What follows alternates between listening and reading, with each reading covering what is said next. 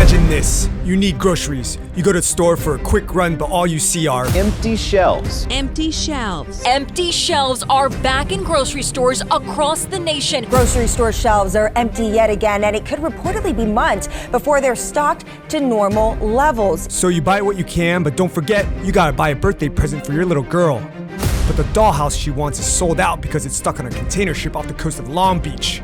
Fine, you'll give Jeff Bezos the finger and shop at your local friendly mom and pop shop, but when you arrive, the store is closed because there was a smash and grab that tore the place apart. You go on your phone to see if the news is covering it. Nope, but pundits are bragging about how billionaires have made more money than God, while us normies live out the real life purge. Welcome to the fourth turning.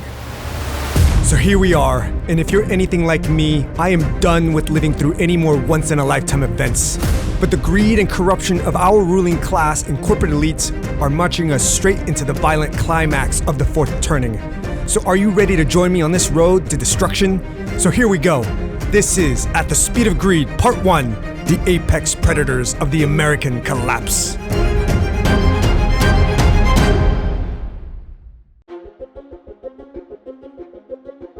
Voltaire once wrote, "History is filled with the sound of silken slippers going downstairs and wooden shoes coming up."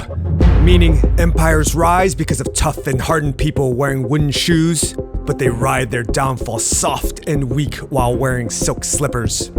For America, we went from the GI generation whose childhoods were hardened from growing up during the Great Depression, and then putting their lives on the line to vanquish the armies of Mordor, to the most coddled generation in American history, oversensitive, overfed, and overstimulated.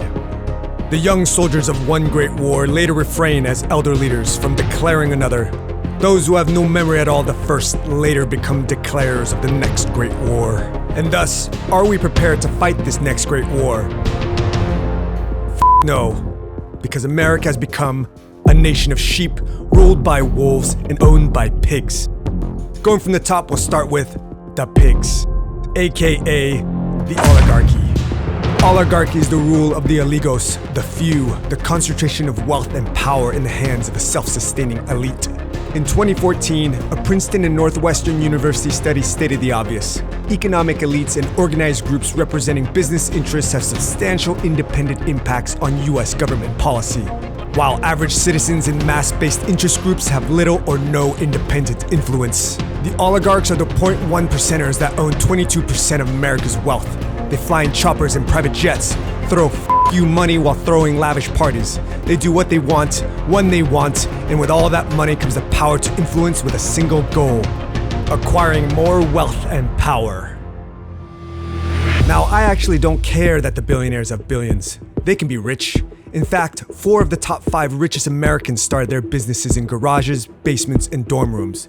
They brought themselves up by their own bootstraps. So good on you, corporate bro. But what grinds my proverbial gears is when their unending quest for more leads to screwing everyone else. Case in point, the offloading of American manufacturing overseas. Remember when this video went viral? It became clear that the best way to stay competitive and protect the business for long term is to move production from our facility in Indianapolis to Monterrey, Mexico.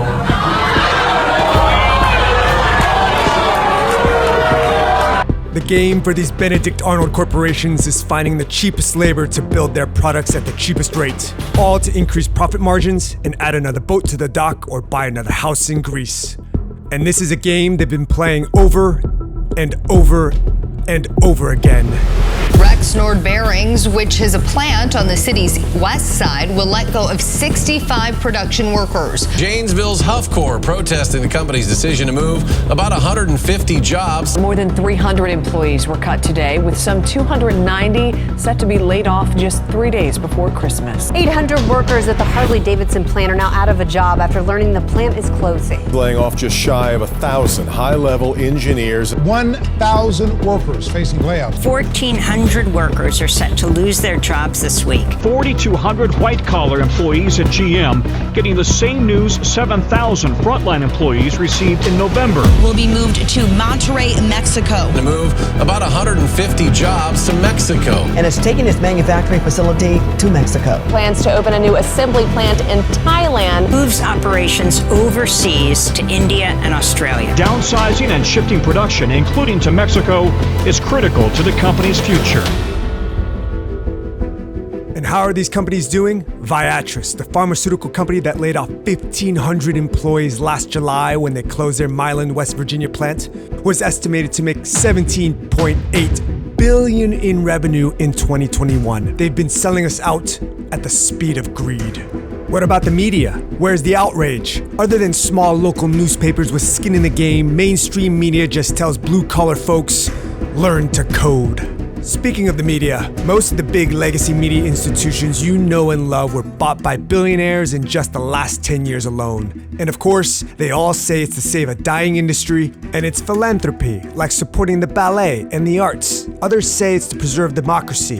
And some say to own a media company is fun and it feels good. But Shug, you say, it's not all the billionaires. They don't all own media companies, right? Of course not. It's just Michael Bloomberg, Jeff Bezos, Mort Zuckerman, Warren Buffett, John Henry, Joe Mansueto, Sheldon Edelson, the Newhouse brothers, Patrick Soon-Shiong, Carlos Slim Helu, Victor Veckelsberg, Rupert Murdoch, the Cox family, the Barbie family. You get the picture. But what's the real reason billionaires are buying up media companies?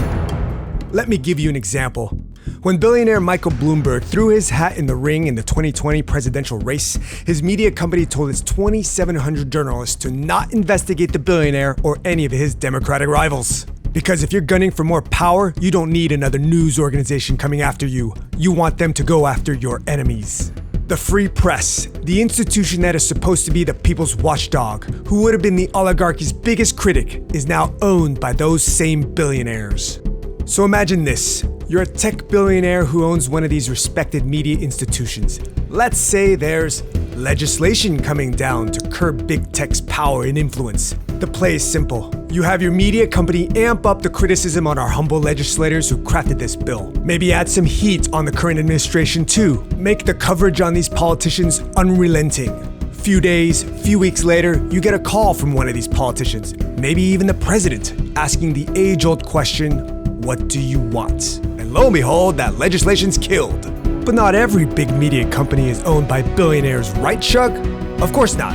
It's just Bloomberg Media, Washington Post, the Boston Globe, the Las Vegas Review, Inc. and Fast Company magazines, Wired, Vanity Fair, The New Yorker, Vogue, Chicago Tribune, Los Angeles Times, New York Times, U.S. News and World Report, 70 regional daily papers, Gawker, Wall Street Journal, Cox Enterprises, Village Voice. You get the picture. And if you are just now outraged that a certain rich man is buying a certain social media company, answer me this.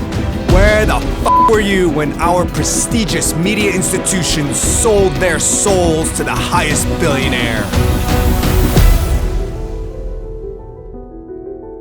So now you understand what it means when they say the oligarchs have substantial impacts on US government policy and us normies do not. As the billionaires use the media to fuel division on an already frayed populace, I've come to the ultimate realization. This is an oligarchy proxy war for our minds. The power that controls information equals the power to control the minds of the people. You have the minds of the people, you control the politicians they elect to office. And if you got both the media and the political class, you control everything.